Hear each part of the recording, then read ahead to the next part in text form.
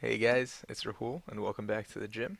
Today we're going to be looking over an expanded list.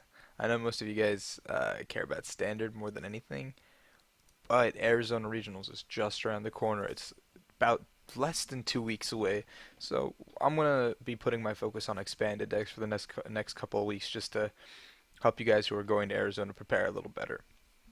So today the deck we're going to look at is Night March, and a lot of you are probably familiar with Night March. It was pretty dominant throughout all of last year, and expanded. It's even stronger in Arizona, at least for the time being, because we don't get Karen yet. For Florida, we will have Karen, which is legal. And for those of you who don't know, Karen is a supporter that shuffles both players' Pokemon in their discard back into their deck, which is really bad for decks like Night March and Vespiquen, who rely on having Pokemon in their discard. And in Standard, they don't have Battle Compressor either, so it's very difficult for them to get those Pokemon back in there. So without further ado, let's start looking at the deck. We've got three Shaman EXs in the deck. It's pretty self-explanatory for Shaman. The ability is nuts. Set up for 6. The whole point of this deck is speed, speed, speed. You want to get to like very few cards left in your deck by the end of your first or second turn, so you have only answers to what your opponent has posed to you at that exact moment. We have one Gallade in the deck, which is really good for consistency. With Premonition, what you can do is the top 5 cards and put them back in any order. So what you're going to be doing for like a majority of the game, if you can get a Gallade out early enough, like turn 1, turn 2, you'll just be setting up like the top 5 cards of deck, so you'll have literally anything you need every turn, hopefully. And Sensitive Blade, if you played a supporter this turn, plus 70 damage, so you can one-shot a Darkrai EX, or like just put up a Gallade and sack it sometimes because you don't have the Night Marcher to sack at the exact moment. We have 4 Joltics, which are one of your main attackers. Most of the time you'll be attacking with Pumpkaboo or Joltik. I doubt you'll attack with Lampent. So it's 4 Night Marchers, consistency, 30 HP is unfortunate, but if you can get the Fighting Fury belts on them at the necessary times, they're very good. 4 Lampents, they're just the extra Night Marchers. You need to get those plus 20 damage for each one, so plus 80 overall, and it's like just discard fodder to get rid of Battle Compressor or Ultra Ball. It's just something you need in the discard, and it's part of the deck. We're going to skip to me for a second. We're going to go to the Pumpkaboos, the 4 Pumpkaboos as well. You ideally want to be attacking more with Pumpkaboo because it's got 60 HP. And if you got a Dimension Valley down, you're attacking for the same energy cost as you would be with Joltik, a double colorless. So there's like really no downside to attacking with Pumpkaboo over Joltik. But if Joltik you have without a Fighting Fury belt, your opponent has a chance to bounce it with Shaman EX, which is really unfortunate, and that's just not something you want to do. I would look at Mew. Mew can copy any of the basic Pokemon abilities on your field, and it has free retreat.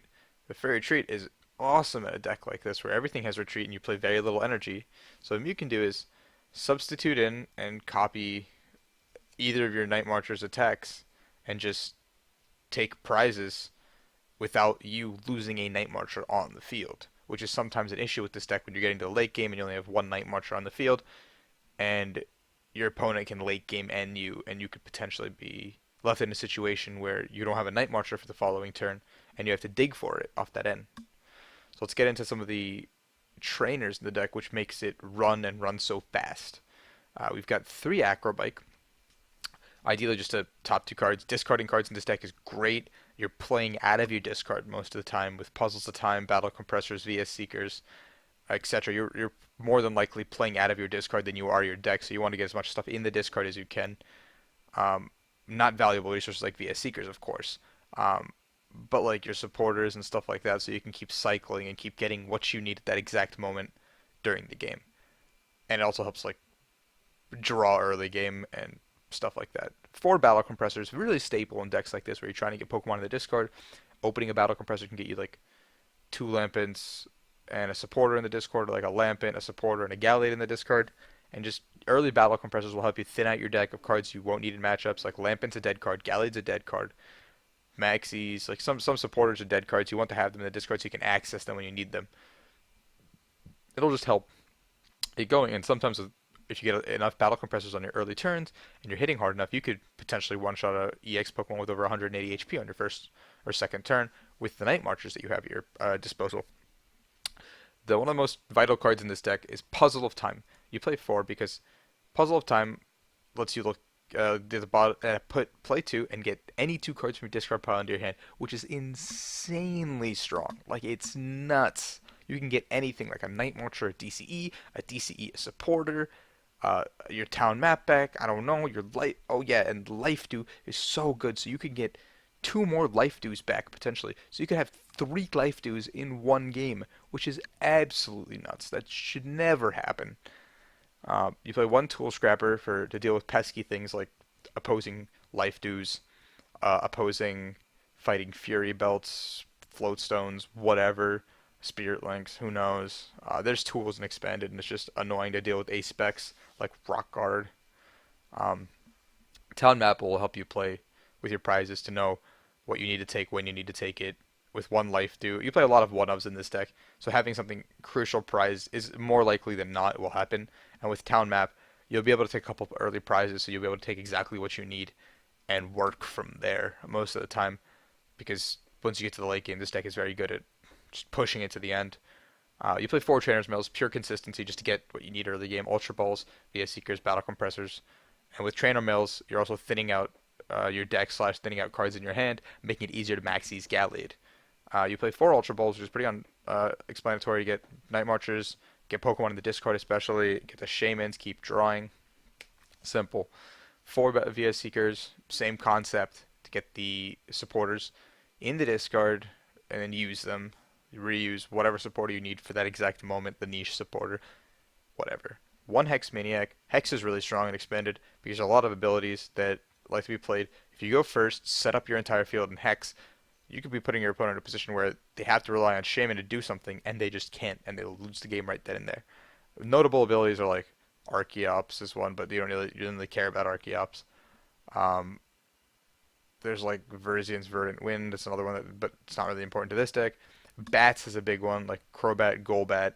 Hexing those and stopping those sneaky bite attacks is very, very big. Ability is very big. Shaman setup is a big one. Premonition on the other side, potentially. Um, just abilities in general, really, really strong in expanded format as well as standard. So having a Hex Maniac in your deck is never a bad option to just stifle your opponent from setting up. Lysander is pretty obvious to get pull up Shamans, pull up anything, kill the threat, establish board, basically take control of the game, put it in your court. 1 Maxis.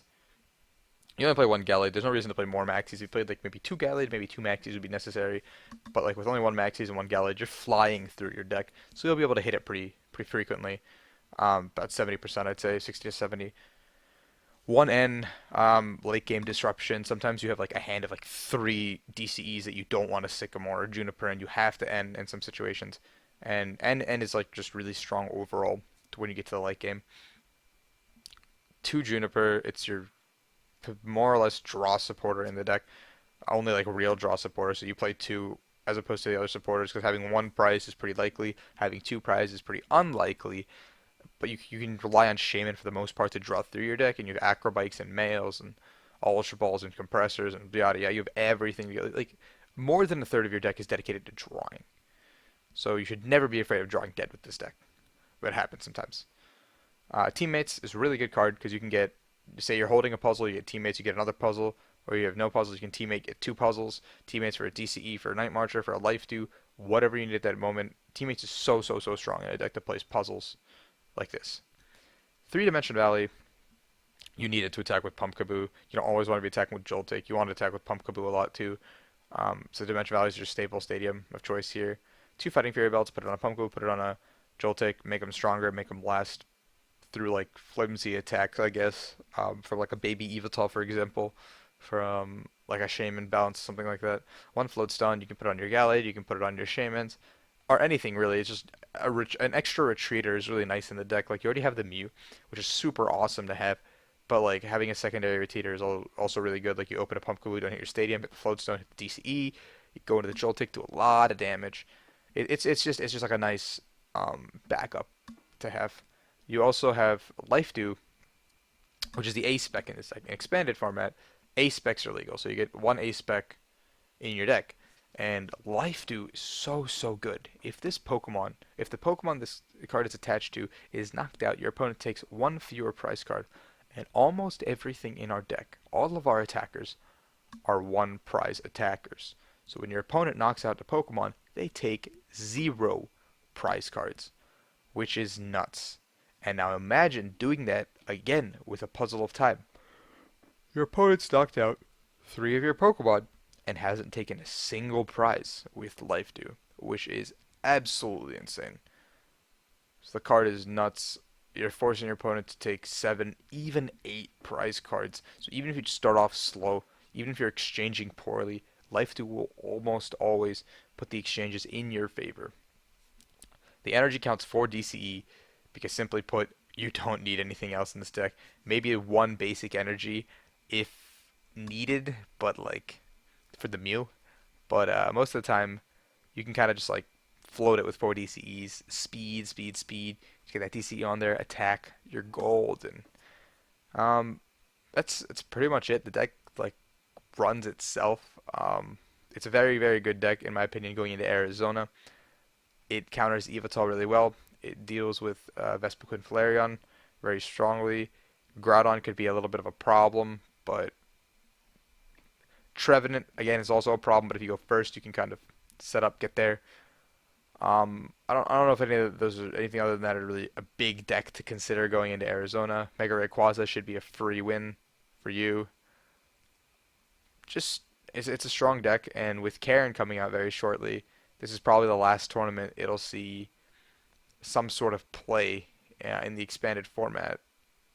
Once Karen's released, I don't think Vespiquen or Joltik or Night March decks are effectively good anymore. Like there's just Karen's just too hard of a counter, so it's just not viable. But for now, I think the deck's good, and it's definitely worth looking into. Definitely something I would test against for sure. So I hope you guys enjoyed this video. If you guys did, please leave a like below. Please subscribe if you want to see more content from us. Please leave some comments about what you think is about this list, what you think could be better, what you think is worse.